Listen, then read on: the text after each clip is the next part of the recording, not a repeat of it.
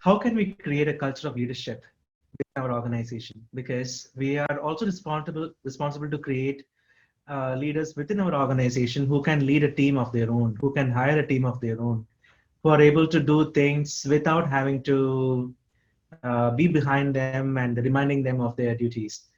So how can we create a culture of leadership in an organization in such a way that the company runs on semi-autopilot?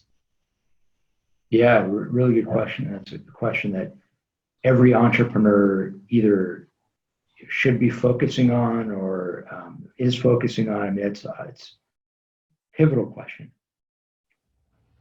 It starts with people. It starts with bringing in people who have the ability to do the work. Kind of goes back to what we talked about earlier, which is no organization is a person. No winning organization is a person. Great organizations are teams of people, groups of people who come together and excel and thrive as a cohesive unit. And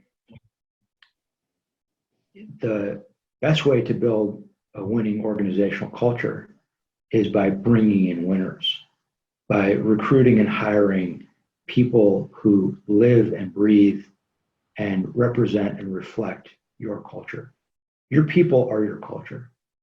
You know, I wrote an article, I think it was in the Huffington Post a couple of years ago, and one of the things I said in it was, one of the things I've come to learn as an entrepreneur and as a leader is, in the early days of my company, I used to think that culture was defined by having cool amenities, you know, we had arcade games, you know, companies have ping pong tables or foosball tables, or some companies will have beer on tap or kombucha. What really defines your culture is your people. Yes. Every person that you bring into your company, you have the opportunity to elevate your culture or crush your culture. So if you want to build a winning organizational culture, start by bringing in people who will elevate your organization. Excellent. So right from the hiring process, right? Right from the hiring process, we have to be very mindful about the people that we're bringing in, because a wrong hire could cost a lot of time, money, efforts, and a negativity in the organization. Absolutely. And RK, you told me early on off air that a lot of your listeners are entrepreneurs.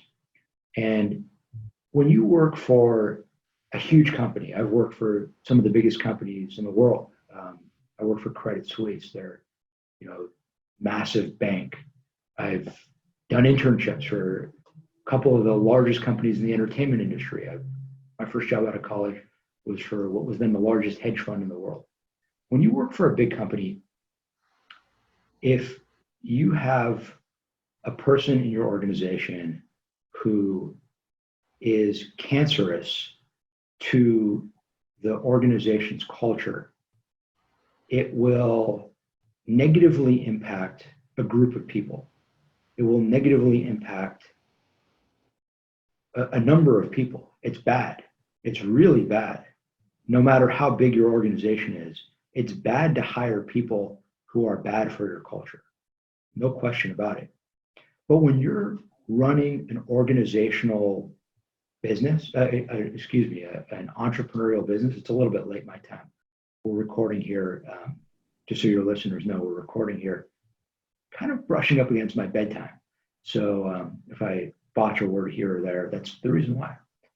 But you can see I'm comfortable though. I'm wearing my Angel sweatshirt. There's no baseball right now, sadly, because of coronavirus, but still, you know, representing my favorite team, the Angels.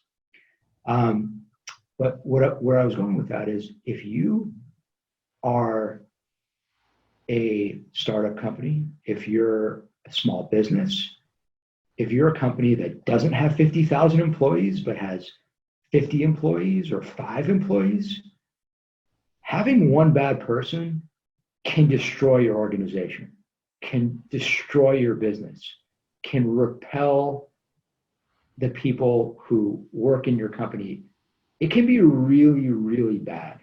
So yes, every hire you make is critical, no matter what size company you have, but it's especially critical when you're running an entrepreneurial venture.